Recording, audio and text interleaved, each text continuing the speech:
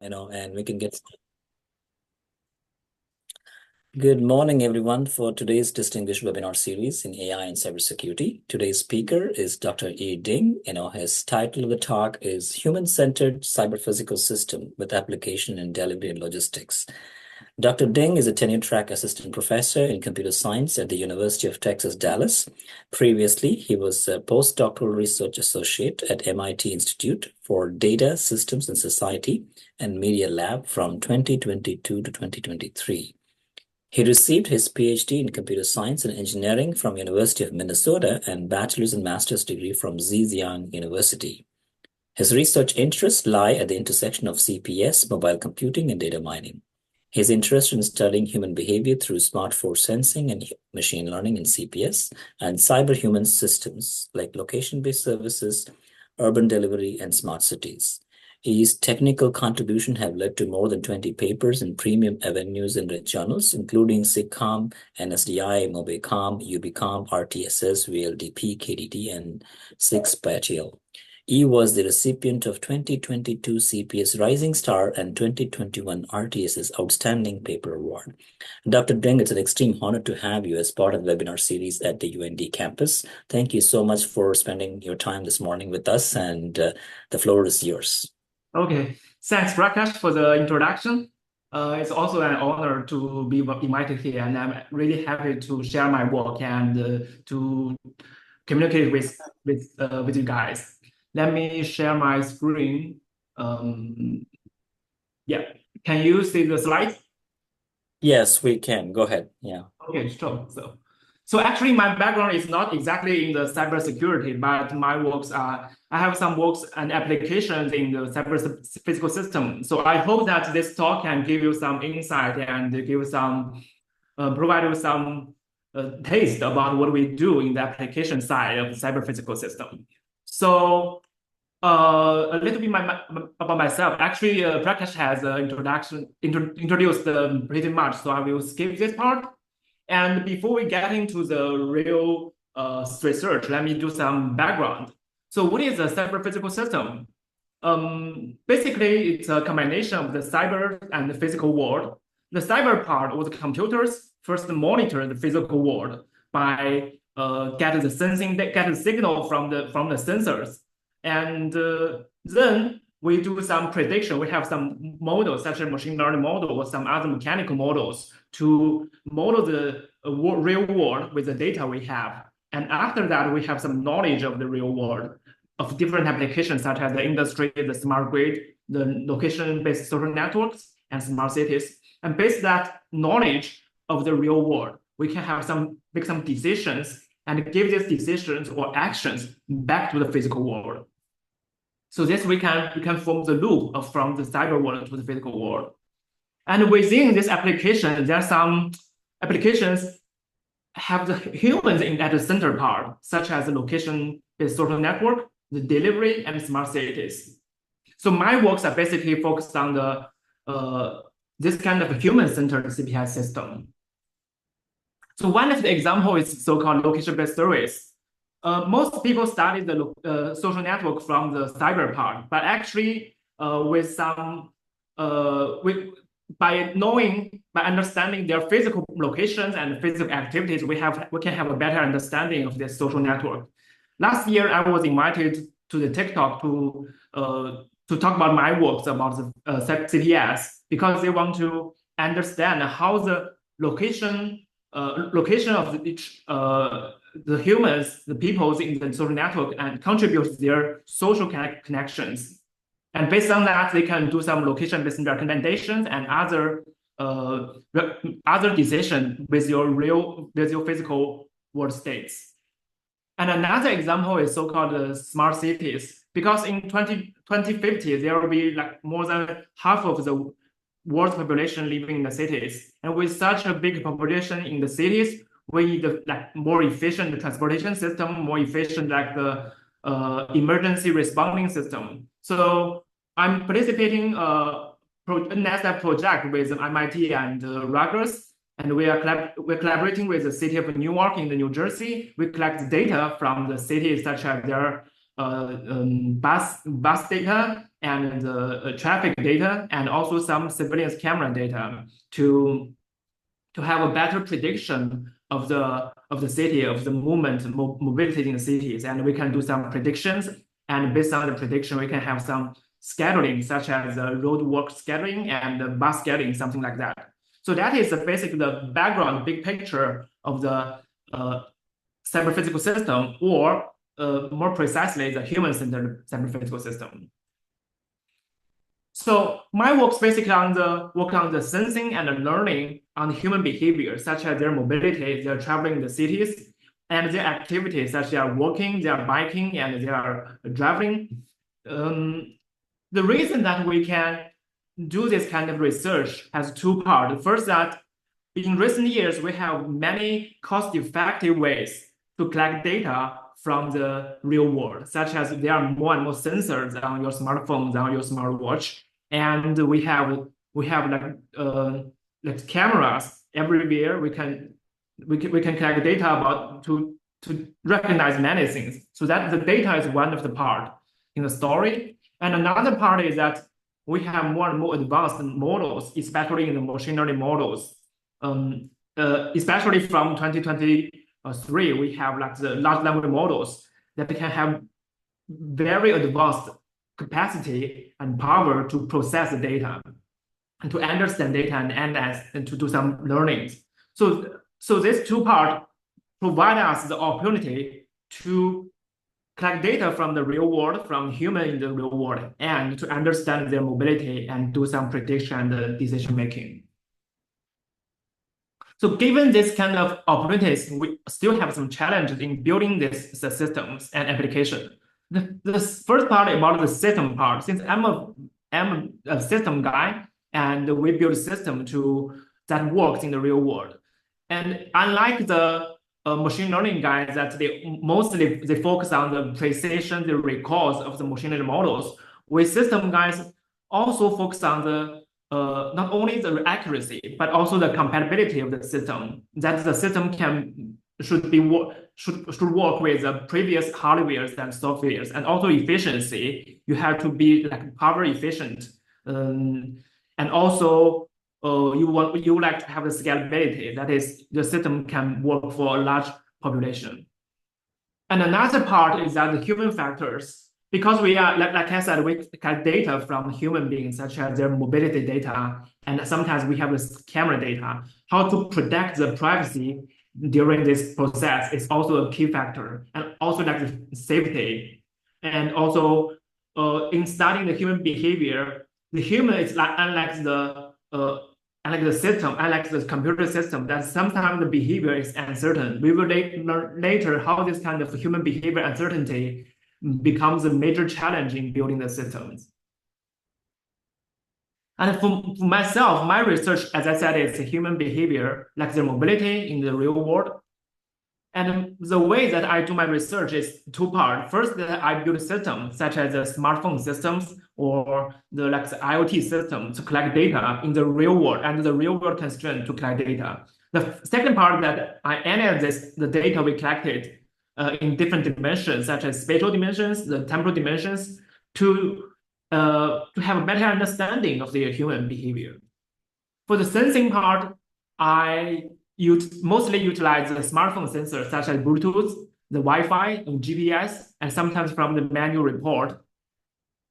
And for the prediction part, most of my previous works focused on the localizations and like the routings. And also some of the works are working on the human activities. And we also collect data from the real world trajectories and real world sensing data to build maps. And last part is about the decision making. After we have the locations, the activities, we can do the decision making, such as we can do order dispatching, we can do the package scheduling, and also we can do the vehicle loading, such as in the logistics. So today I will mostly focus on the prediction part, the localization, and in the application of gig delivery, the urban delivery. And I will also spend several minutes on the decision part to give you some examples. So before you get into this localization, the urban delivery, let's have some big picture of the urban delivery. Urban delivery, for example, in the US, we have the DoorDash and the Uber Eats. I believe many of you guys have experience with the DoorDash and Uber Eats, especially during the pandemic. And in the other part of the world, we also have different service providers. And this is a very big market.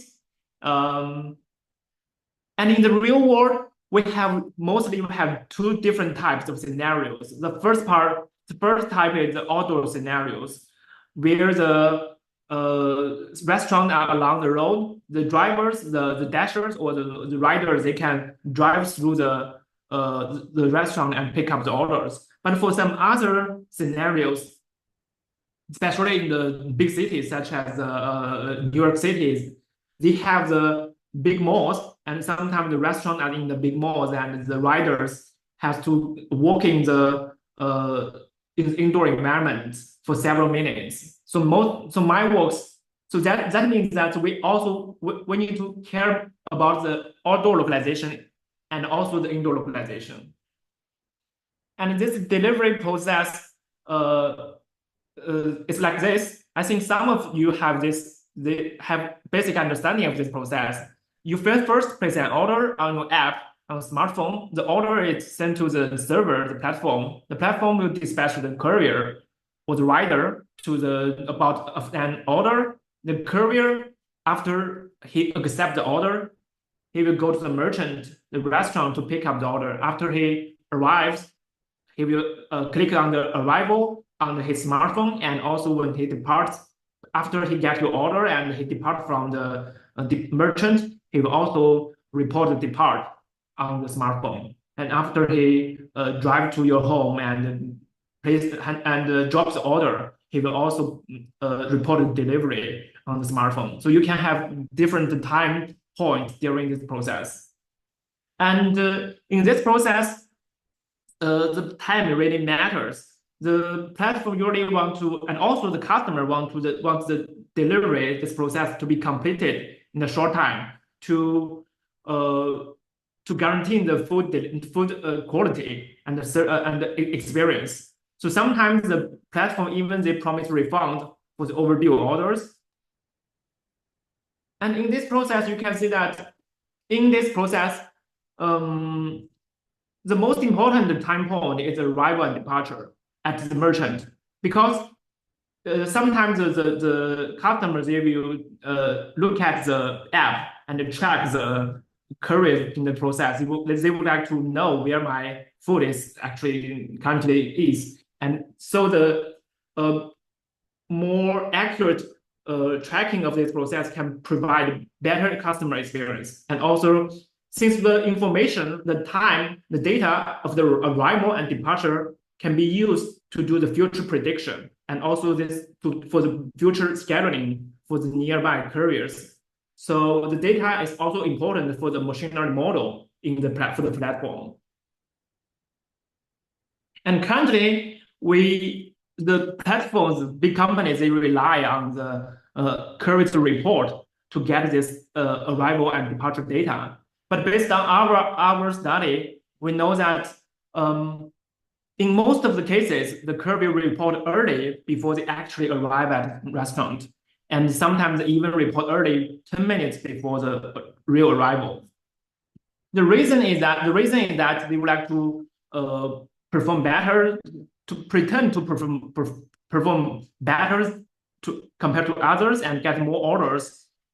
And they also, if sometimes there's some dispute happens, they would like to, by reporting the arrival early, they can try to escape from their responsibilities.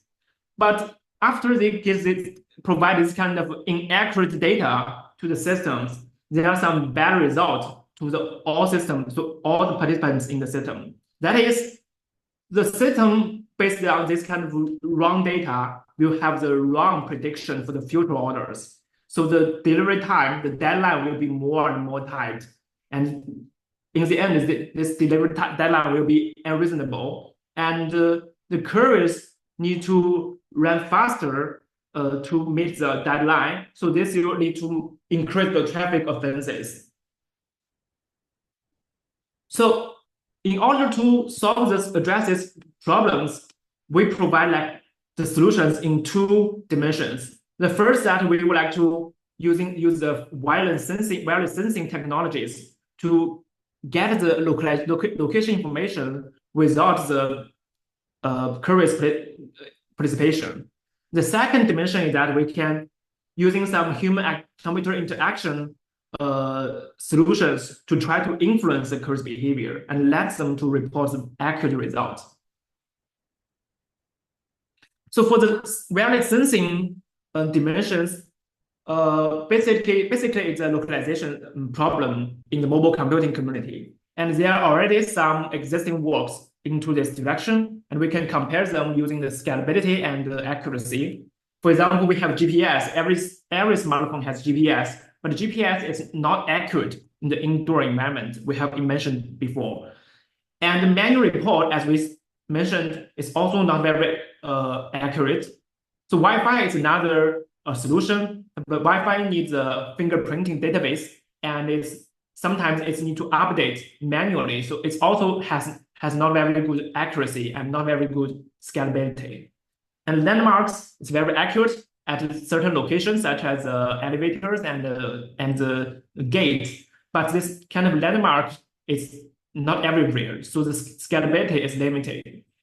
And in recent years, we have some new technologies such as LED-based localization and RFID-based localization. They are very accurate, but since it requires extra hardware, the scalability is limited because they have a huge cost for the infrastructure.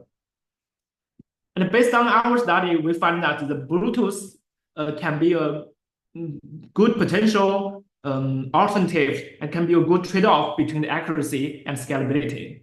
So we build a physical beacon-based system in the citywide.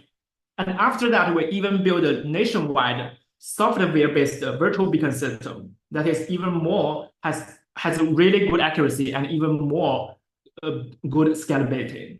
And so today, I will focus on these two words. And first, we will talk about the physical beacon system. The physical beacon system is like this. So we attach an hardware, Bluetooth hardware at the shop and map the shop ID to the device ID. And the device will continuously do the Bluetooth advertising with the ID. And after the courier arrives at the restaurant, the smartphone will scan for the Bluetooth signal and upload the data. So based on this data collected, we can have a small model, machine learning model, to infer arrival time. So we have deployed the system in collaboration with a big company. And first, we do the small scale feasibility test using some commodity devices.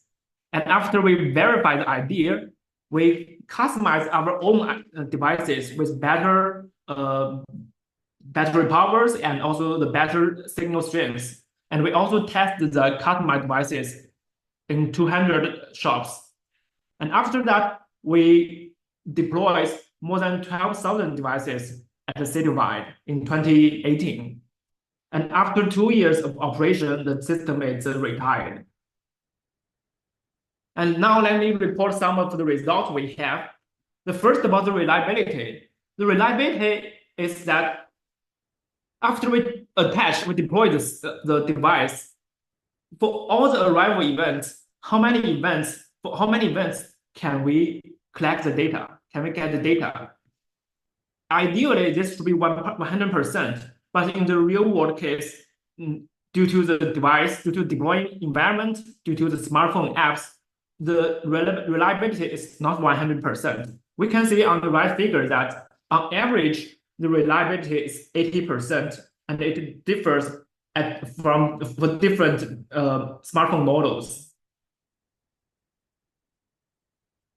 And another thing is about accuracy. The accuracy is that after we have the Bluetooth data, can we have the accurate arrival time?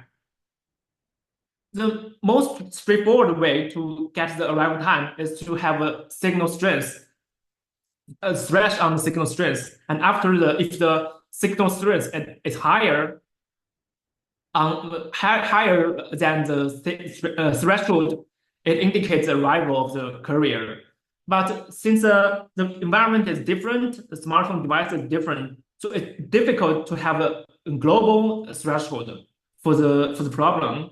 And another way is that we can, by using some machine learning models, we can have some labels. We can train the models to dynamically detect the accurate arrival time. But the problem is that we can only get the labels from limited scenarios, from limited shops and smartphone combinations. And if we apply the model trained from the small set of the scenarios, the performance degrades in other scenarios due to the heterogeneity in the system. So that is a really big problem we have found in the real world application. That is, heterogeneity impacts accuracy performance. So we have a follow-up work to solve the heterogeneity problem. That is, we have some unsupervised data from each smartphone and shop environment, the combinations, and we only have some incomplete labels from certain combinations. And by studying this kind of unsupervised data, we can build a shop similarity graph, such as, for example, some shops, they have shared the similar environment. For example, the coffee shops are usually small, and some other restaurants are really big in size, and also the smartphone also shares some similarity. For example, the iPhones have better signal receiver performance, or this kind of similarity can provide with us the information of different heterogeneity. And by combining the limited label we have and the similarity graph, we can extend this graph, we can complete this graph and get the parameters for all the combinations. So this is a detailed design framework, and I will not get into the detail of this part. So this is a KDD paper we have published. And another interesting findings during the experience is that lifetime. So the system is expected to work for like more than 2 years. But after the first day, the number of devices is continuously decreasing. And after 2 years, the system is retired. We have done some studies, especially we plot the scatter plot of the shop and device lifetime to study the reason of the limited lifetime. For example, sometimes the beacon lifetime is shorter than the shop because maybe the shop is closed or the shop is in redecoration, so the device is removed or it's broken. Or sometimes the shop is closed, but the beacon is still there to the broadcasting. So the overall lessons we have learned is that the system life in the real world does not only depend on battery lifetime, but also depends on the environment. So that is the drawbacks of building a real hardware-based system in the real world. That means maybe we can build a citywide system, sensing system, but for the nationwide, it is really high cost, and it's almost impossible to build a nationwide sensing system. So here comes the question that how can we build a nationwide sensing system? The answer lies in the opportunities we have. That is, the human has certain human behavior mobility patterns. That is, actually, in our scenarios, the shop owners, the merchants actually stay in the shop, in the restaurant for most of the time. So they have fixed or limited or actually patterned mobility. And if we can use their smartphone as beacons or as anchors to do the Bluetooth advertising, we can build these virtual beacon systems at almost no cost. And during this process, we also met some challenges such as merchant participation, because we need their participation to use their smartphone as anchors, as beacons. So we would like to have the low energy consumption and also low privacy risk during this process. And another thing that sometimes the merchants will go outside of the shop, so their mobility pattern has some uncertainties. And based on the opportunities and the challenges we have, the virtual beacon system is built like this. It's almost like the physical beacon system, and we do not in hardware deployment. Instead, we have the merchant smartphone as anchors. And we have the merchant mobility model on servers to decide if the merchant is in the shop or not, based on some other data we have, such as operational log data and the Bluetooth data we have, because we don't have the direct location information of the merchant. And to have more participation from the merchants, we have built a system to be energy efficient and also to be privacy preserving. And the merchant mobility model is another paper work we have, and it's published as an individual paper. And here we can see the real-world deployment of the virtual beacon systems. Actually, now it's deployed since 2018, and it also running even nowadays in the company. And during its operation, the number of delivery orders and also the number of the merchants are at the million level in China. And also, we would like to talk about the reliability. Here on the right figure, you can see the average reliability is almost the same as the physical beacons, but has larger variance compared to the physical beacons. The reason is that in the virtual beacons, we have more diversities. In addition to the receiver side, the receiver's smartphones, and also the environments, we have the diversity on the sender side. We have different smartphones and different placement of smartphones in the shops. And especially if the merchants are using the iPhones, we have really low reliability. That is because the iPhone does not support the Bluetooth advertising as background. So if the app is in background, we cannot get Bluetooth data. And so that basically is the result we have for the virtual beacon systems. So recall that we have two solutions for this early reporting problems. We have talked about the wireless sensing using the Bluetooth. So another way, how can we influence the curious behavior? We have a small design like this.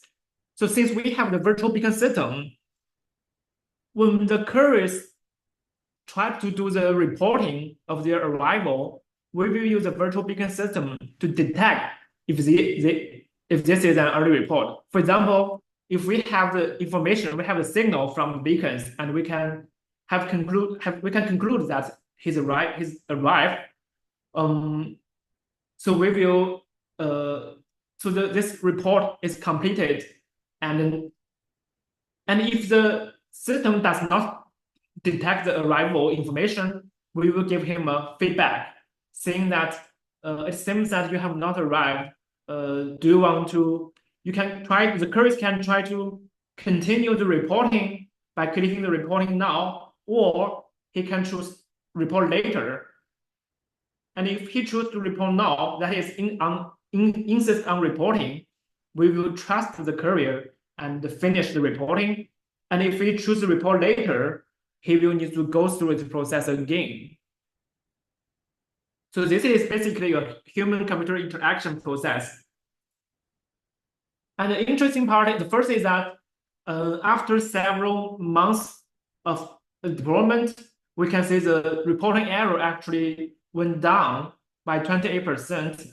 That means this human activity interaction or human system synergy mechanism can actually change and impact the current behavior. But we have some more interesting observations from this process. The thing is that the virtual beacon, as we know, is not 100% reliable. So sometimes we may give incorrect feedbacks. That is, sometimes the queries are not arrived, we will give him feedback. And sometimes even the queries arrived, they actually arrived, we will also incorrectly give him the feedback.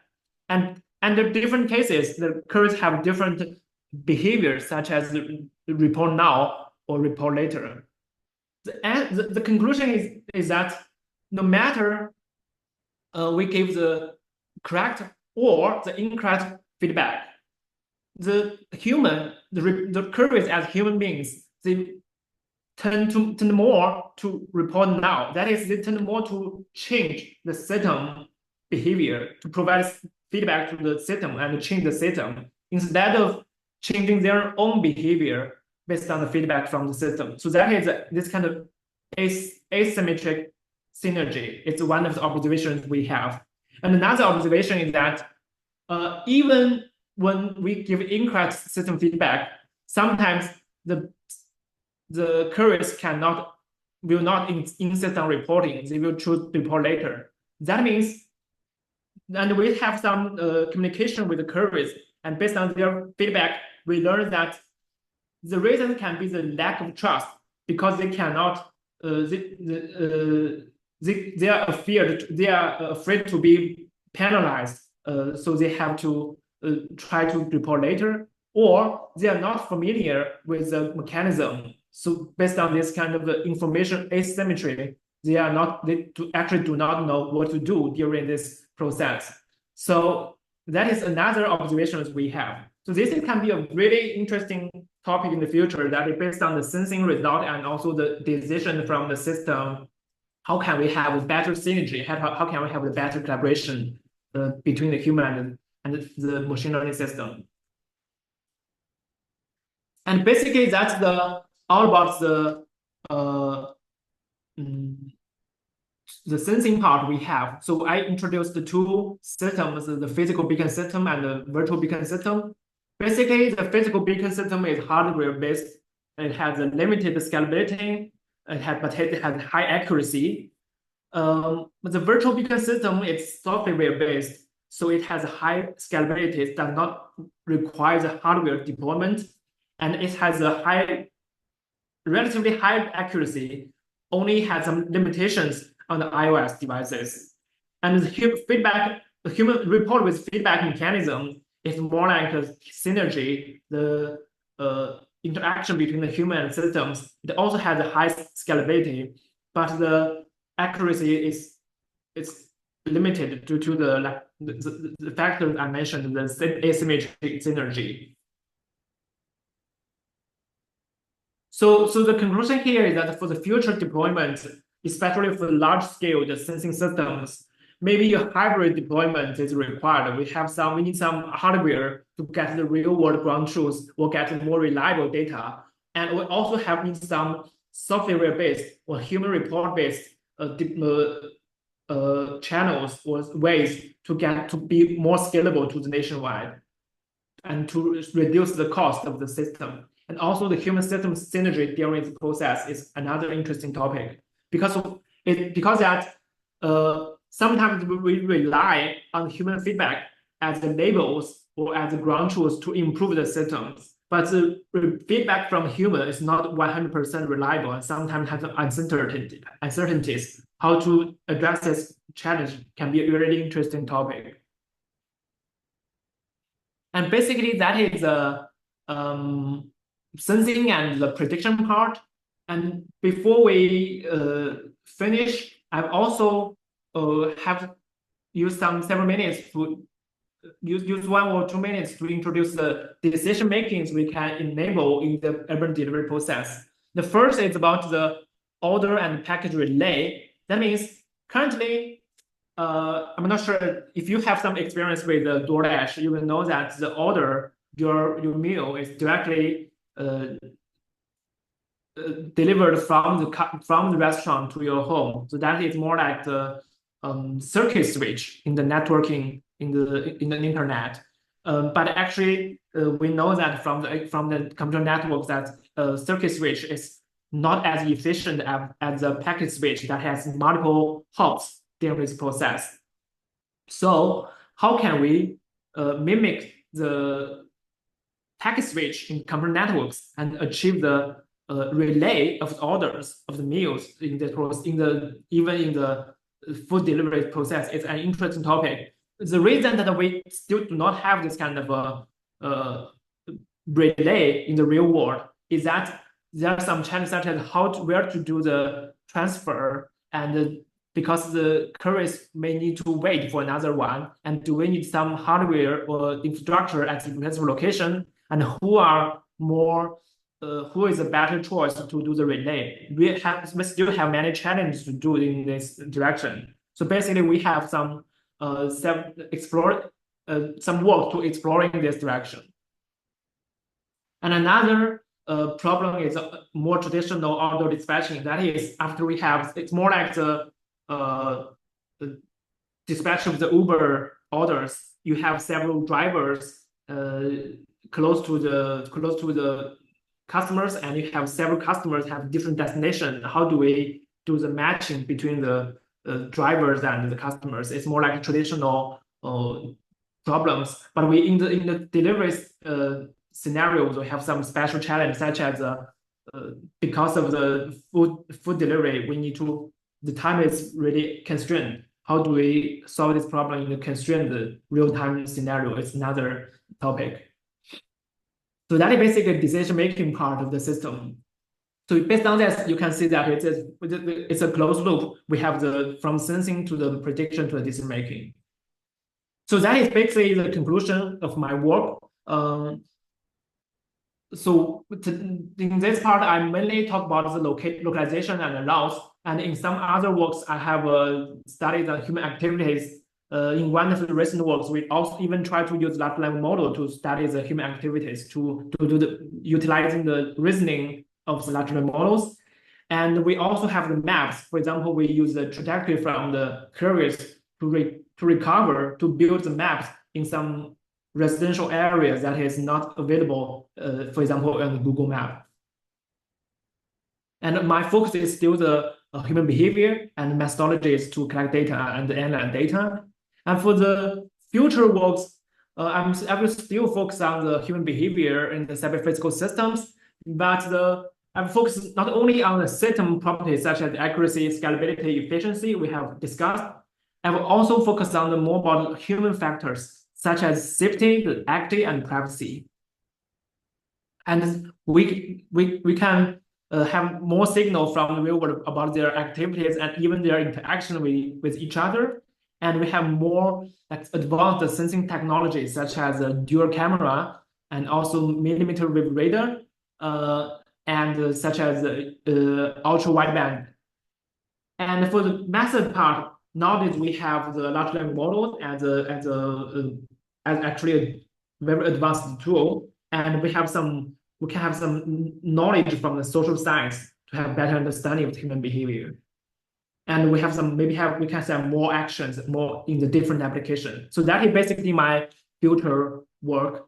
That concludes my talk. I'm happy to take any questions you have. Thank you, Dr. Ding, for your great presentation. I think we'll invite Q&A so people can put their Q&A on the chat. Maybe I'll start with the first question. It looks like this is all from the TCAC dispatch 1 month of data from, right? And whatever, I'm assuming this is the Chinese DoorDash or the courier data that you're talking about, right?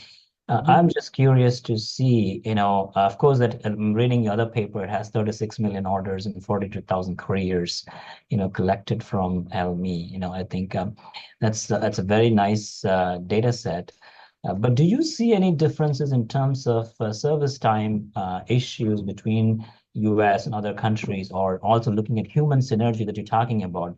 Do you see any cultural aspect that you can bring into the reporting mechanism? I'm not sure, I'm just curious to see, what is the impact of the service time across different geographical regions, and especially, what you find, or do you see any impact on between these two, or you don't see, you're not going to expect anything like major difference? Yes, thanks for the question. That's a really good question. I'm also thinking about this part. I think there are several like the fundamental difference. The first about it's like the city layout.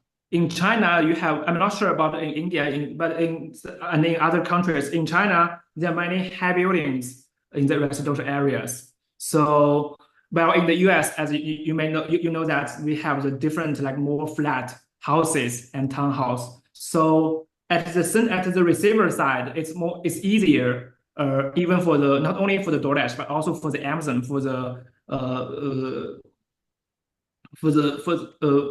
UPS to do the delivery as a residential area, and we have better maps. Well, in China, since we have many high residential buildings, apartments, it's difficult to find the specific building and the specific floor. So it takes a lot more time to traveling at the receiver side. So there are many like map issues. That is more about the city layout part.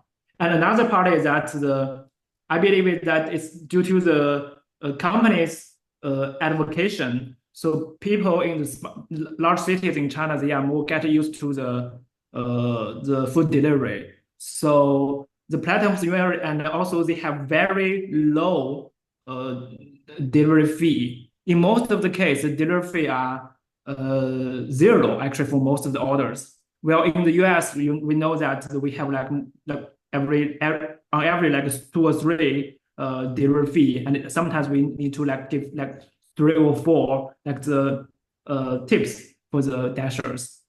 So I mean, what I mean is that in China, the food delivery is more common. That leads to the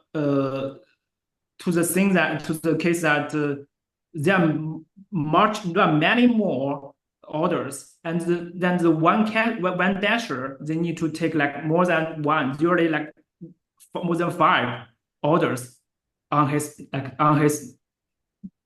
like scooter or with bikes, and he needs to deliver the orders within 30 minutes.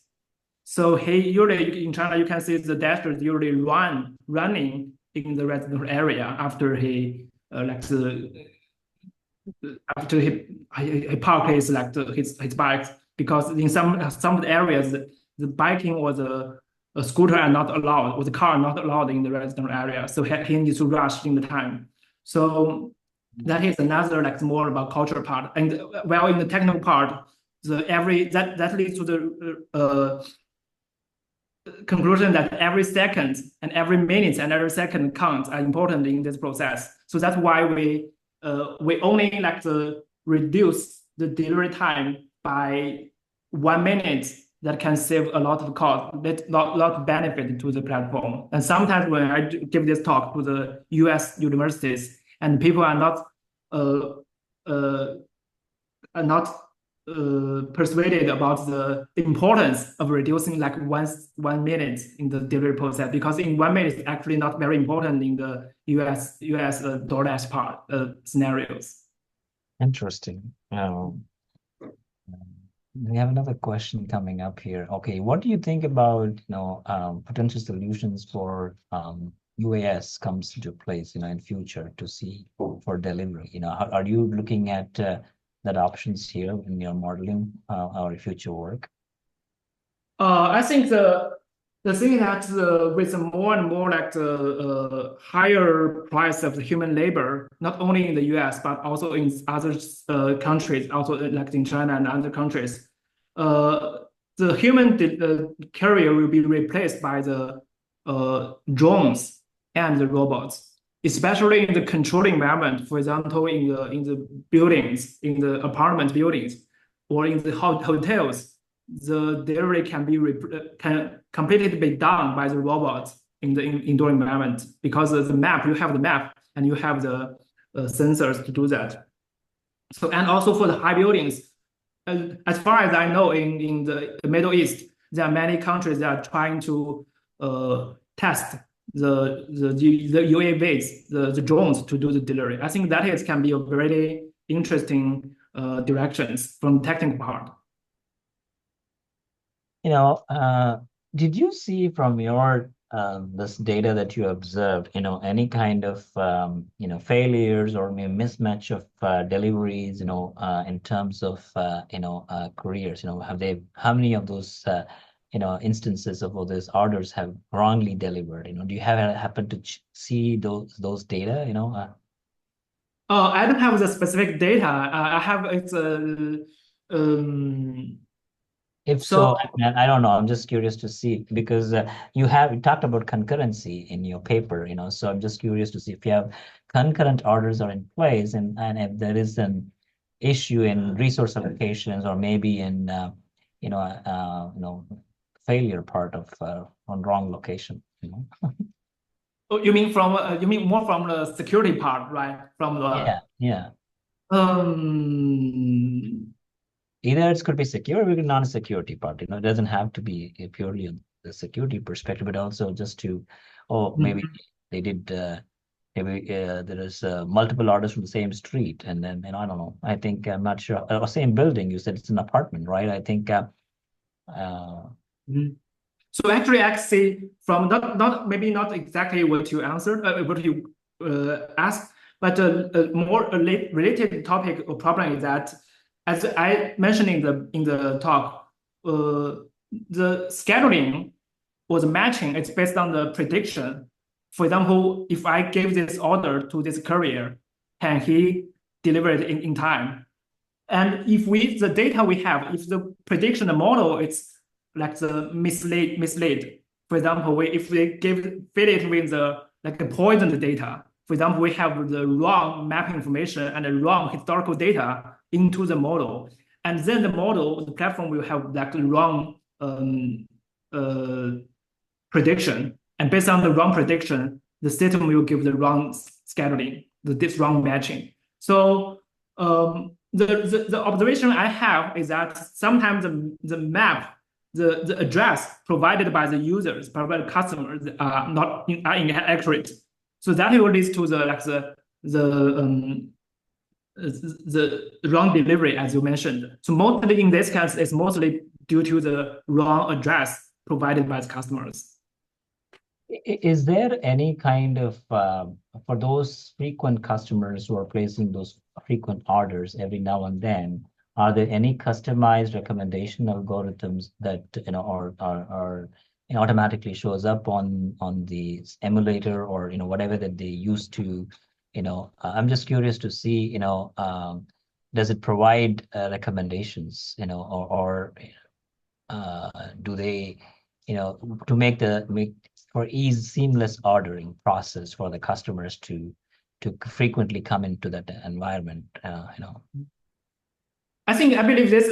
So in the company, this task is completed by more like the commercialization department or the team. So they have some the red pocket, some more like not red pocket, more like the discount for the frequent users to recommend based on his historical data, the orders history.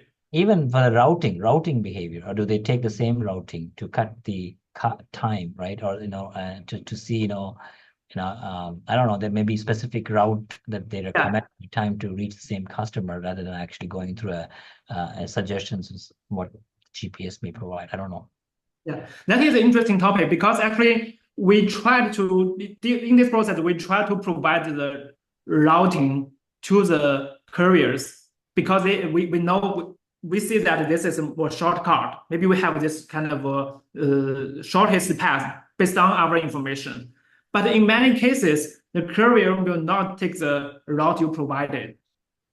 Because sometimes it's like he does not trust the system. Sometimes actually they have more, they have actually the shorter path compared to the information we have. Because they are the people, because the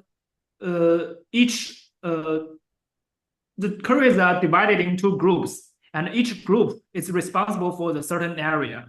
So the couriers in the group is very familiar with the area and even more familiar with compared to the data we have. So in most of the cases, instead of we provide a route to the couriers, we will use their trajectories to build a better map, maybe for other applications, because they are the people who actually more familiar with the area. After like 2 days or maybe 1 or 2 weeks of delivery, they will get very familiar with the area. Again, I'm just reading your paper and the deadline relaxation. These numbers on 30 minutes, 10 minutes, is that something that you have come up with, or this is something that is somehow from the data itself in terms of relaxing the constraints, the tight deadline, or somewhat? Yeah, I think all of the data is from the real world data set, real world applications. Yeah. Okay. Could you talk about the reinforcement learning aspect of this, to see how you're using this gamma function? What is this? Maybe for students are listening, reinforcement learning is taken a turn, and everybody is using that right now in all kinds of things. What is the motivation to use reinforcement learning for your use case, and what are the inputs, and how are your reward mechanisms that are actually, modeled? Mm-hmm. So I have left the industry for several years. After I done this project, actually I come back to finish my PhD. At that time, like 2020, around more like 2020, 2019. So reinforcement is still like the envisioned. It's still like designed, but not actually in the real world applications. They are still using the operational research, like the traditional, like the mixed integer, like the optimization, this kind of optimization solutions, instead of using the reinforcement learning. But the thing is that since they have more and more data, they are planning to use machine learning related models because after several years, their model becomes more and more inefficient because they have different scenarios in the raining days and different climates, different cities. It's really difficult to maintain a large operational model. So they would like to switch from the traditional model to the reinforcement learning. That's their motivation to do that. And talking about reinforcement learning, basically, I think the important thing is that usually the commercialization teams, they have a higher understanding of the customer need. For example, sometimes talking about the reward function, should we use the minimize the average time, or should we minimize the longest time in this batch? So that can be a really good trade-off because maybe if one the long tail order waiting for 1 hour or 2 hours, we will lost one customer. So instead of minimize the average time, sometimes they would like to minimize the worst case, and sometimes they would like to, and there are also many decisions to be made. For example, in addition to the matching, the scheduling, the order matching, the scope of the delivery, because every time you open the DoorDash, the number of the restaurant you can see from the app actually limited by certain range, like the circle within your, like 3 miles or 4 miles within your location, and how to decide this size of this kind of circle. Because in the rush hour, usually they tend to squeeze the size and to provide the service to guarantee the service quality. and in other times it can enlarge the circle. So it can different like the action space we can take. So in addition to the matching, and so for the basically that is and for the action there are some like specific ideas. For example, a more practical way is that because you cannot do the global matching, the matching of all the queries in the city and all the order in the city is impossible to do that due to the computational cost. In practice, they will split it into different grades. For example, a grade of 1 kilometer to by 1 kilometer, or like 2 kilometers to 2 kilometers. So they have different grade. Within each grade, they will actually there is like a rule. They will gather all the orders within 1 minute or 5 minutes, and they will match this pool of orders to the recent to the all the queries close to nearby. So they can do this. There are many practical techniques in this process, but actually, as I mentioned, they are trying to switch from the traditional way to the reinforcement learning. Thank you so much for that elaborate answer. I have one last question, and then we can wrap it up. You already acknowledged that we cannot be reliable from the human input, but then if so, from your opinion, or as you look at future work, how do we build a trustworthy, or how do we even figure out a way to acknowledge the human's decisions are indeed or reliable?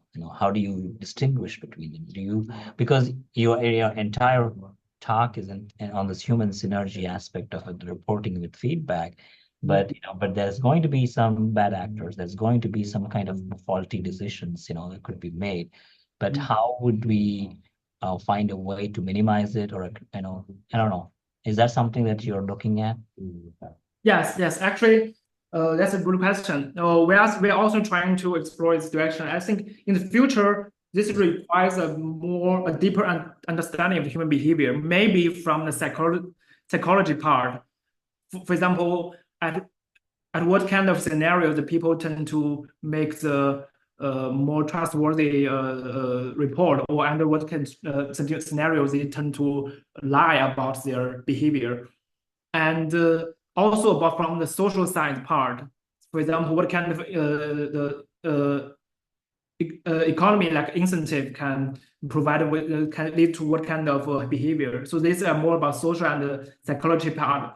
So I believe that in the future it must be an interdisciplinary research or study that calls for the participation from different people from different communities. And so far, what we have, not from my work, but from other researchers in the community, that we find that we can use maybe the larger to rely on the larger group of the participants to cross-validate each other, because maybe we can have a bigger assumption that, for example, more than half of the participants will give you the right or the real report.